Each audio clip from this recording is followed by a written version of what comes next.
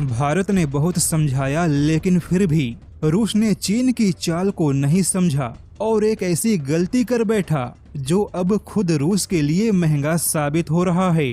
और अपनी गलती का एहसास होने के बाद वही रूस भारत की शरण में आया। जैसा कि व्लादिमीर पुतिन ने अपने एक बयान में कहा था कि रूस के लिए भारत और चाइना दोनों ही महत्वपूर्ण है और दोनों के साथ रूस के बहुत ही गहरे संबंध है, लेकिन फिर भी व्लादिमीर पुतिन चीन के साथ मिलकर एक ऐसी गलती कर बैठे जो अब रूस के लिए काफी महंगा साबित हो रहा है। जैसा कि कुछ समय पहले रूस ने चीन के हाथों अपने व्लादिवोस्तोक बंदरगाह को पूरे 163 सालों के लिए लीज पर दे दिया, जबकि व्लादिवोस्तोक बंदरगाह और पूरा क्षेत्र रणनीतिक तौर पर काफी महत्वपूर्ण है।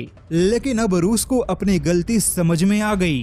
अब रूस को लगता है कि भले ही चीन के साथ एक बड़ा व्यापार है, लेकिन फिर भी चीन पर पूरा भरोसा नहीं किया जा सकता। और अब रूस चाहता है कि भारत व्लादिवोस्तोक बंदरगाह और आसपास के क्षेत्रों में अपनी मौजूदगी और पकड़ को मजबूत बनाए। बता दे कि इसी 1 जून से चीन ने रूस के बंदरगाह को आधिकारिक तौर पे अपने नियंत्रण में ले लिया और अब इस बंदरगाह पर चीनी जहाजों का दबदबा होगा। किंतु रूस को इस बात का डर है कि चीन इस बात का फायदा उठाकर भारत को रूस के बंदरगाहों और व्लादिवोस्तोक के अन्य क्षेत्रों से दूर करने का प्रयास करेगा। ऐसे में रूस चाहता है कि व्लादिवोस्तोक बंदरगाह को चेन्नई के समुद्री मार्ग से जोड़ा जाए ताकि भारत के साथ समुद्री व्यापार में आवाजाही को सुगम बनाया जा सके।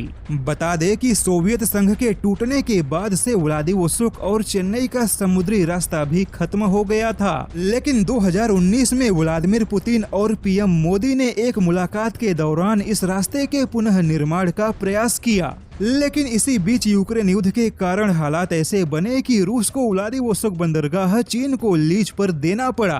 किंतु अब रूस नहीं चाहता कि यह बंदरगाह चीन के हाथों में जाने के बाद भारत के साथ व्यापार का नुकसान हो और अब वही रूस व्लादिवोस्तोक क्षेत्र में भारत के पकड़ को मजबूत बनाने का प्रयास कर रहा है।